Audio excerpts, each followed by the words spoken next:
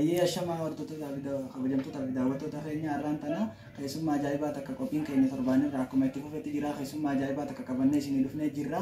Keessummaa keenya wajjin turtii gaarii isinii goona. Keessummaa beekamaa isinii qabannee dhufnee jirra. Artistii beekamaa kabajamaa jaalatamaa onnee teessan keessa jiru qabannee isinii dhiyaannee jirra. Hara isaa isinii dabarsa. Ayyee galatoomaa alfaadhaa jarraa kanaa kan nuuf isiniif hedduu takka galatoomaa. Ayyee mee atillee gaa maqaa kee hawaasa keenyaaf ni himta. Kara guddina keetii dabarraa waan takka waan qabannee dhufnee jira. Waan sanis gaaffii deebii ni goona. Kara maqaa keetii ni deebine. Ayyee dura irratti bakka carraa kana harkachuu kiyyaaf hedduu takka galatoomaadha. Dura irratti maqaan kiyyaan artistii Abdulleen jedhama. Namni hundinuu yaa maqaa kiyya osoo hin himnu footoo xiyya garraanu ni beeka. Kara guddina kiyyatti ni deemu garuu guddinni kiyyaas akkuma nama biraati akkuma ilmi namaa kan miila namaa guddina guddatetti guddatenis guddinni kiyyaa garuu waan takka waan sammuu keessaa dhabbanne kan yaadatu jira. Yeroo amata 9 turetti fuudhee sun ture jaartii tiyya akka malee na saqaayaa turte akka malee waan ta'an irra dalagaa turte jaartiin tiyya. Isiin umriin si 45 yaani yeroo sanitti umrii tiyya 9 waan ani feene hunda na goosisaa turte yeroo sanitti. Bakka mana faana xareessaa turte halkan guutuu ifaa qabadhu dhaabbadhu na jechaa turte. Wofcoo faan bakka mooyyee faan tumaa bula galgala guutuu tiyya 9 dhagaame. Ayyee mee sitti dhagaamini waa takka rakkoon qabu kuni. Mee ati guddina keetiif akkamitti gara aartii dhufte mee hawaasa keenyaaf ibsi. Yaa'u gaaffii bareedduu gaafatte. Ani karaa aartii kanatti yeroo duraatiif wanni na fide ani waan aartii kana keessa jiru ture. Guyyaa tokko rafuttiin jedhu deema. Ayyee. Sababoota rafuchuuti manaa waan jechuudha. Ayyee. Malaayikaan dhuftee Abdallee naan jettee dhuftee. Ayyee. Abdallee isheen lammaffaa naan jettu rifadhe. Ayyee. Tafu isheen Abdallee jiru. Ati nama addunyaa tanaaf waan jijjiirama addaa agarsiisu nama sammuu ta'e keessa muuxannoon addaa jiru hin taa'inii Abdallee jedhan. Ayyee. Ati eenyu jettee rifadhee maan nama gosa dhiigaan dhageenya waan akkasii waan ta'e rifadhee maan eenyuuti kiseen jiruun ani aartiidhaan jette. Yeroo sanitti aartii jaanii gurbaa tokko jira beekamaa tokko ganda keenya keessaa. Ayyee. Isa san seetin aartii waan akkanaan dalagini taa'e halkanii deemni jeen dhugeetti gurbaa sun gisee galgala. Dhugaa waan akkasii godha. Aartii taa'ee waan akkanaa kana hin jamin jeen. Hin jamin Abdallee dhugaa kiyya ati nama addunyaa tanaaf jijjiirama fidu. Qaama rifadhee dhugaa isaa bareedee gisee tafu. Waa takka hin jiru. Ayyee. Qaasaan booda gisee kuusan sagalamatti yaa'u. Ijee baasu. Ayyee. Sagalee biyya sagalee ajaa'ibaa bakka hin jiru sagalee takka bira ni beekta. Bareedduudha. Sagalee jijjiirama takka sagalee amma gisee baasuu jijjiiramne eeggataa. Sagalee adda wanti kamana ni tolti. Nah. Ijee gisee baasu. Sagalee bareeddu. Sagalee bakka yoo bineensonni mana keessan keessa yeroo sanitti turannu yeroo sanitti dhaggeeffatan turan immoo warri kaamtuutaa kana kan hin jiru. Sagalee ajaa'ibaati beekus bakka dhugaadha dubbiin waan rabbi biraa namaa kan namutu jeeti. Hanna jechuun ka'ee aartiitti seena jechuudha. Seenta aartiitti. Aartii ta'eetiif karaa aartii kana kan dhufteef sababa kanaa jechuudha. Sababni manaa barraa sababa ka'e. Waaw sagaleen ta'e bareedaadha. Sagaleen ta'e onnee nama seenti onnee hawaasa keenyaa guutuu keessa akkuma jirtutti ta'e. Ayyeeme albaama hedduu daleetee jirtaati. Onnee hawaasa keenyaa keessa waan jirtuuf jecha albaama keessa amee tokko hawaasa keenyaaf dhaleesse. Nuuf.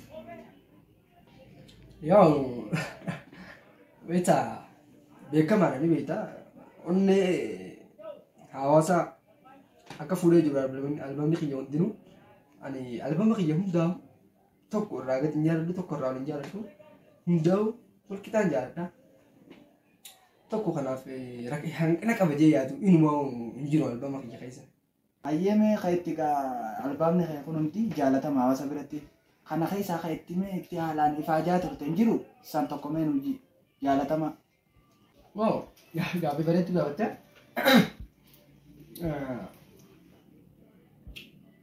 Yeroo hedduu beektaa hundaa'u akkuma isin jetti hedduu haalaan hin jaalladha ture. San keessaa tokko mee isin jaabbasa. Deeramu deeramu deeramu deeramu deeramu deeramu deeramu deeramu.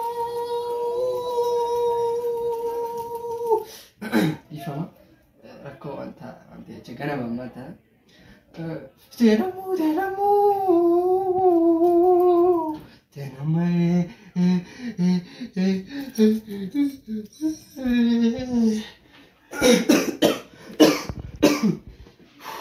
galatoma. Ayyee mee sagaleen hedduu takka namatti tolti. Hedduu takka jaalatamtuudha. Namoonni tokko sagalee teetana sagalee harreetiin walitti fidumee akkam jettee laatta waan ta'e. Sagalee harreetiin walitti fidu yaada hawaasni nu dhaleessa kun mee akkam jettee laatta. Wow, yaada bareedaadha kunilleen yaada gaarii naa qabtanii dhugaadha yeroo hedduu namni karaa irratti illee naqabe sagalee harreetti wal fakkaatti waaw siyaadannee ni jirra yeroo baay'ee yaanii koomentii dhaadheessaa jiran gammadeetu naalaan jechuudha. Yeroo hedduu uummanni akkasitti koomentii akkasii dhiyeesse suni uummata aartii kanarraa wanni takka uummata galteef malee yeroo hedduu namni deemu kun wanti aartiif maraxamee miti beektaa nuti akkuma simeetti beektaa aartiif maraxamnee miti maraxamuu dhabuu dandeessan isinii. Tawanti jechuun uummanni sun uummata waan harree irratti hin jiru sagalee gisee isin sagalee baaftu giseetti akkaataa isin itti dheereessitu akkaataa itti isin gabaabsitu irratti akkas waan takka waan muuxannoo ishee harkeecha sagalee itti jiratti dandeettiin aartii tiyya keessatti argamu onnee nama sanii keessa waan jirtu jecha muuxannoo tiyya waan harkeecha namni suni waan lamaan kana keessaa jechuudha. Dheereessuuf gabaabsuu irratti ni jiraam jechuu sana keessatti akkaataa harreen itti qaqqabaa baasu waan harkeecha waan itti mul'ate jecha ta'uu danda'a jeeti jaata sana. Sana akkasii fudhataa jechuudha. Yaada kana qofaatii irra geessistee jirta jechuudha. Namoonni sagalee ta'e akka harreetti lakkaa'aman ati harree irraa muuxannoo fudhattee qabda malee harree miti jechuudha sagaleen ta'e. Ayyee meeqa amma karaa xumura taaceenu. Xumura ceenaa wanna dhaamtuu yoo qabaatte hawaasa keetiif mee dhumarratti waan dhaamtuu yoo qabaatte asumaan nama galatoonfattu yoo qabaatte itti dhaammattee adda baana akkam jetta. Yaa gaafa bareedaadha. Dhugaadha carraa kan harkattee sirriidaachuu guyyaa isinii wal harkuu guyyaa fi isinillee carraa kan harkattanii anaa wal qunnamuu keessaniif hedduu takka gammachuun akka isinii dhaga'ame abdiin qaba. Anillee yeroo itti taamilee eeguudhaaf miidiyaa xixiqqaan hin jiru akka yeroo itti maqaa dha'uuf namoonni jenne hundi naameetii nagaa buusaa ture yaa miilee isaanii cafkeetiin sirriitti akka baaf ture aartiitti jirra jechuudha muuxannoo waan hin qabu jecha dura irratti warreen mana karaa naa kireessee boombaa yeroo fudhatte sa'a 8 gabbee gisee waraabbatte kan dubbanne ulaa akka fedhe kan hin gahu godhaamu kan dubbanne nagaan naa sedhasan adde Asteer teenya tani manarraa kareeffadha hedduu tokko naa galatoomin jala siin carraa kanaanii lammaffarratti kophee tijjeetaa sana fidde yeroo baadiyyaa keessatti deemuuf eessinti deemullee yeroo hunda hojii taate takka dadhabeen jira na duraan loonee kan hojii taate siifillee galatoomii hedduu takkaan kabajaa qabaa fi lammaffarratti gurbaa Musaa ollaa keenya dukkaana sanatti yeroo sa'a sagalarratti hunda gisee bakka irra dhadheetiin liqii koshoroo irraa fudhachaa ture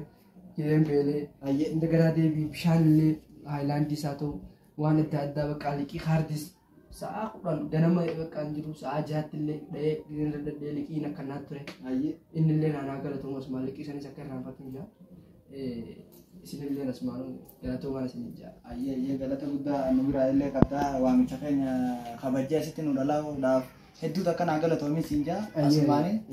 Ayyee daawwattoota keenya hanga qophii biraa qabannee walitti dhufnutti torbaan dhufutti nagaan eegaa.